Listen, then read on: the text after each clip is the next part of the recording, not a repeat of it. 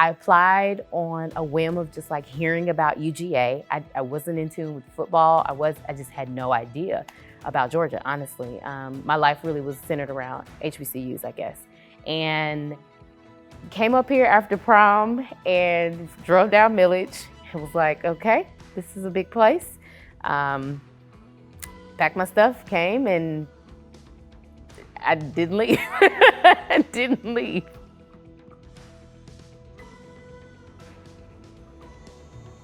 Well, I came with a group of friends.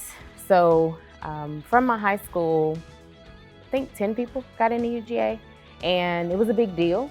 I didn't recognize at the time why it was a big deal, but context, DeKalb County, I grew up in South DeKalb County specifically, which has a large metropolis of Black people, and I went to an all-Black high school. So going to an HBCU was the thing, right? So to get into the flagship of the state, there were a few teachers who had graduated, but it wasn't a conversation. I also didn't have the college counselors coming to my high school to talk to me about enrolling and such. And I think I had a peer that was really adamant about going to Georgia.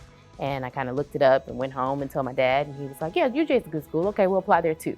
So I think what coming to campus was what really transformed like my positive outlook about UGA. It wasn't negative, I just wasn't as informed prior to my arrival.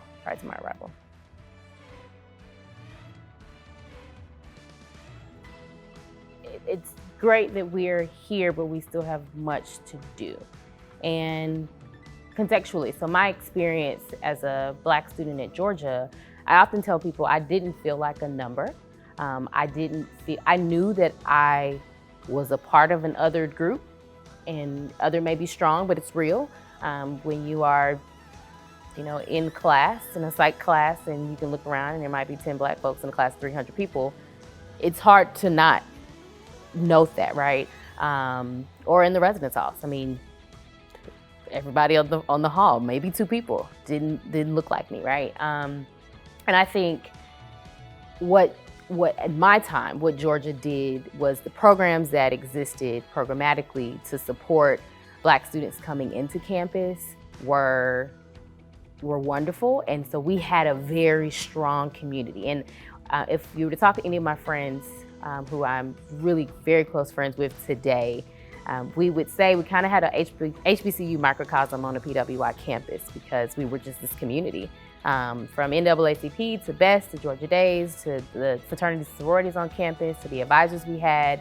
And many of those folks have transitioned on, but like this space at Dinkra Hall was sacred for Black folks. I think another piece that's probably prior to getting here, I didn't see the recruiters.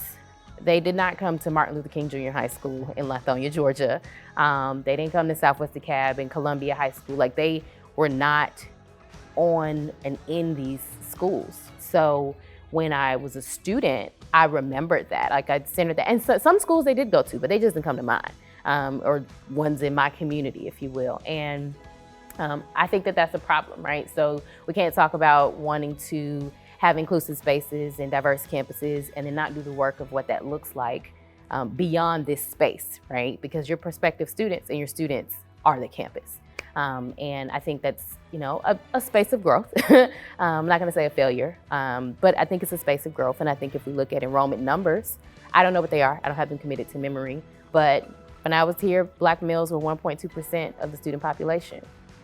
That's not a good data point, right? So I think when you showcase that this place you can see yourself in this place, then you can have more folks who want to see themselves in this place. And then you also have to illuminate that everybody can be a Georgia Bulldog. And if that's not happening, then, falls on deaf ears and deaf funds as well. As you show me your money, show me where your money, I show you your values, right? So those are kind of the 2 pieces that come to mind for me.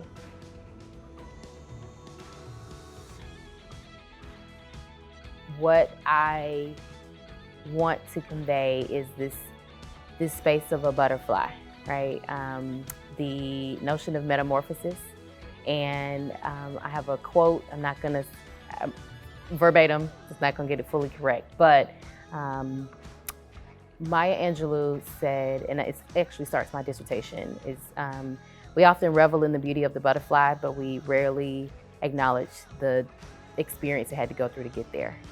And I think about when folks see butterflies, most folks, when we see butterflies, it's like, oh, look at that, right? It's this really pretty, whimsical thing. But butterflies go through something to be able to fly. And I think that UGA in 60 years is in this space probably of the cocoon, right? I think we're getting to butterfly spaces, and we're only going to continue to get there as we reach more significant milestones because we have no choice. But I think it's beautiful that that I was able to, reap the benefits of someone else's, triumph, literal triumph.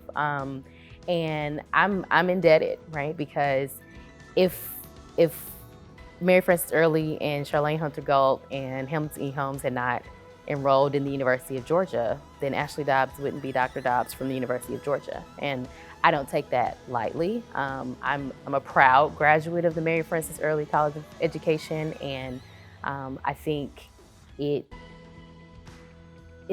a reminder that you're never too far away from making an impact and making a change. And also, where you are is also, in many ways, a debt to those who came before you. Not to negate my hard work or any of those pieces, or my personal challenges as me as an undergraduate student, but there were folks who were here in the 80s who didn't have half of what I was able to have as a student in 2006 to 2010, and then coming back in 2015, like just I think the campus also continues to evolve, and so the metamorphosis of a butterfly, like the imagery of a butterfly, is what comes to mind for me, and just very real reverence to them and pride for to be a part of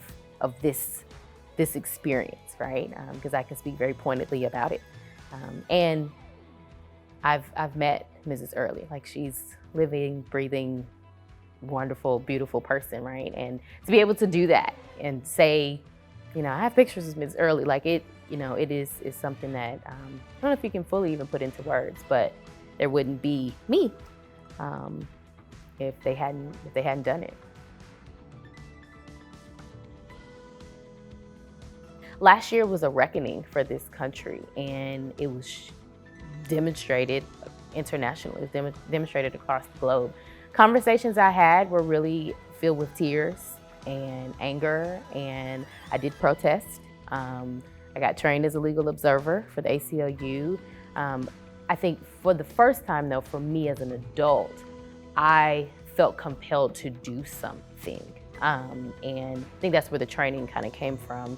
And just wanting to be in the midst of positive change, and not just be at home frustrated.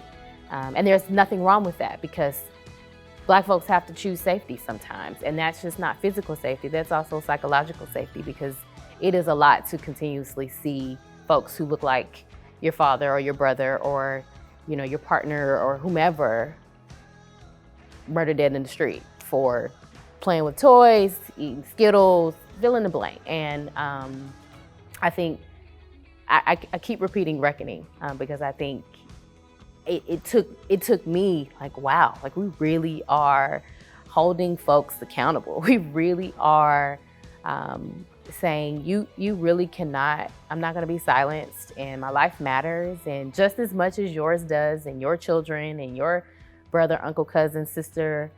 A lot of tears, a lot of anger. And then for me, what can I do? And got trained, I became a poll worker. I worked both elections. Like I just okay, I have things to do. And it just was a propellant that was positive, even though it's not something that I think I needed, right? I didn't need that. I didn't need that. My folks didn't need that. My friends didn't need that.